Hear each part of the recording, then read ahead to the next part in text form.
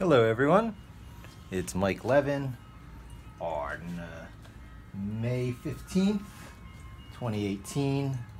What is it, Sammy? It's Tuesday at around 6:15 or so, and I worked from home today, and so now that the day is over, I can put in some nice unboxing time and catch up on a backlog. I've been meaning to use my studio as kind of more of a studio, and I'm barely cleaned up and organized to the point where I can start doing that and catch up on the backlog. So this is a Galton board that's based on average distribution, and this is one I'll probably have to get the camera in close on, but there's the bell curve, average distribution, the Pareto curve. There's a whole lot of terms for what it is, but basically it's one of those functions that's built into nature that assures that certain ratios keep reoccurring or are abided by naturally. So let me bring the camera in close. You can see what I'm talking about here. I'm sure the box will show a few different ways to use it, but I think the most basic, and I guess this is a case where I should have used the front-facing camera, but I can manage.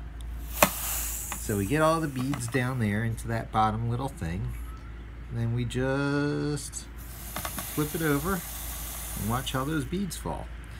And as you get close, you can see that they're falling down just a series of pegs, like I guess Chinese pinball. Is that game that works like that? And then they fall straight down from there. And so at what rate do they get pushed out to either side, even though they're falling straight down from that middle? So nature kind of dictates. Let me move it over here, see if that's any nicer. I'm not sure about a white background, or maybe a nice waterfall. I'll combine the ideas of my recent videos, because I did that water fountain in the background, the unboxing of that earlier today.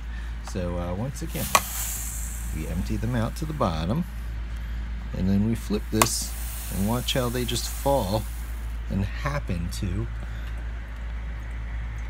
arrange themselves. There's tons of lessons in life, tons of lessons about life in that. Things tend towards the middle. Stable systems, anything that has something pulling things on average towards the middle, are going to have your outliers and your average distribution, and this is where the 80-20 rule comes in.